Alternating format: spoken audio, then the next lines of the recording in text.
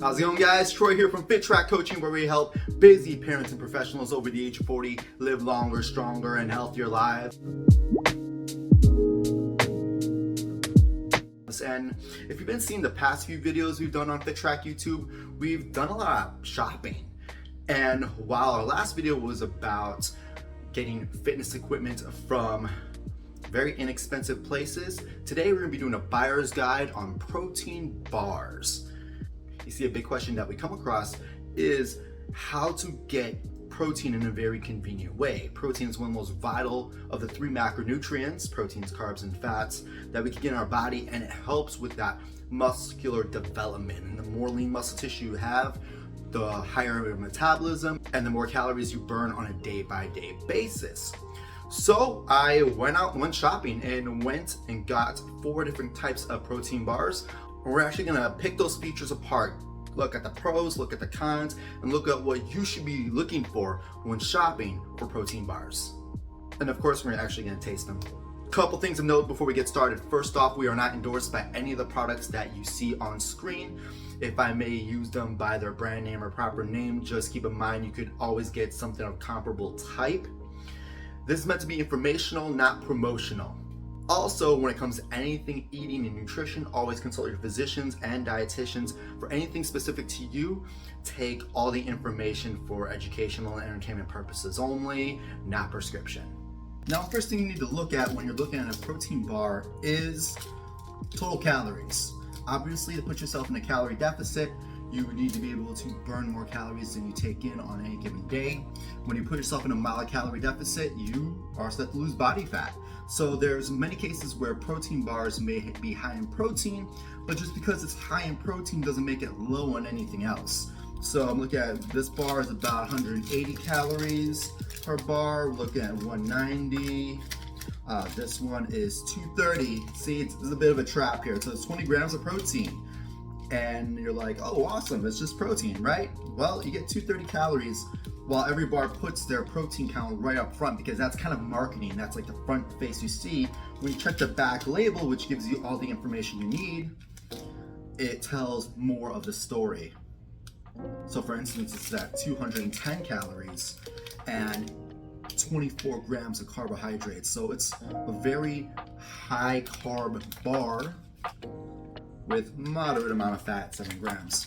So most protein bars are sweetened in a certain way, and you actually have to look into the labeling to see what it is sweetened with. For instance, this is full of erythritol. This is infamously known for having very low carbs, basically what they call net carbs, which is the carbs minus the fiber minus the sweetener, the erythritol.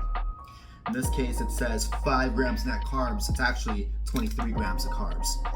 Keep in mind when it comes to substances such as sugar, alcohol, for most people it's relatively safe. For other people, they may have a sensitive stomach to sugar, alcohol, and most of the time they recommend you have only 100 grams of sugar, alcohol per day before the stomach gets a little queasy. I can actually tell by the ingredients section of the bar itself. And if I look at the nutrition facts, you're looking at a combination of sugar and sugar alcohol. You have 3 grams of sugar and 4 grams of sugar alcohol. You need some sort of sweetener in there to actually make the bar taste good. Otherwise, you're just eating a block of chalk. One huge thing you also want to look for when it comes to these bars is checking the food allergens. For instance, this one says contains milk, peanut, and almond, may contain coconut.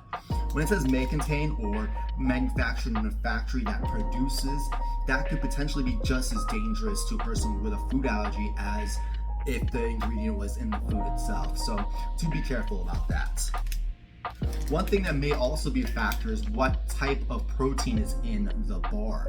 So for instance, if some people are on plant-based diets or vegan diets, another word for it, this is promoted as a protein bar that's dairy-free. So this is made out of a brown rice protein and a pea protein, which are both plant-based Protein powders. Most bars, especially for money-saving purposes, are made out of a milk-based protein and then filled out with a whey-based protein. What's the major difference? Not too much. They're both a dairy-based protein, which is something you gotta keep in mind. So, talked about enough. Let's go ahead and try some of these out. This is one of the more popular low-carb, low-net carb protein bars. And with some protein bars, you get this very kind of soft brownie texture to it, like so.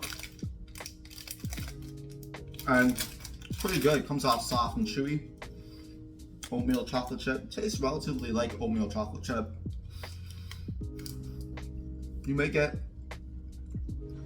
a bit of a weird sugar alcohol aftertaste. So if you're very sensitive to aftertaste, you may come across that with erythritol or some sort of sugar alcohol substance. This company's been around for a while. They've made both shakes and bars. Tastes like a brownie.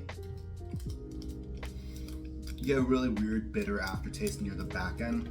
All right, this bar from this company prides itself in being a collagen infused or collagen based protein. I think collagen is their big selling point, and if you look up benefits of collagen supplementation, there seems to be a lot of benefits. Do your own research, do consult your own medical professionals, but in the meantime, this one's the toughest of them all. So the top of this bar has what they call protein crisps. If you see like the little top bumps of that, it's basically using a basis of protein and tapioca, which if you like tapioca, great, but it does taste a little different. Finally, the plant-based one. Oh wow, this crumbliest. I'm tasting a lot of cocoa trying to overpower the sweetness. And if those of you know cocoa isn't naturally sweet. Cocoa is actually very bitter. I'm tasting a little bit of that. Not bad.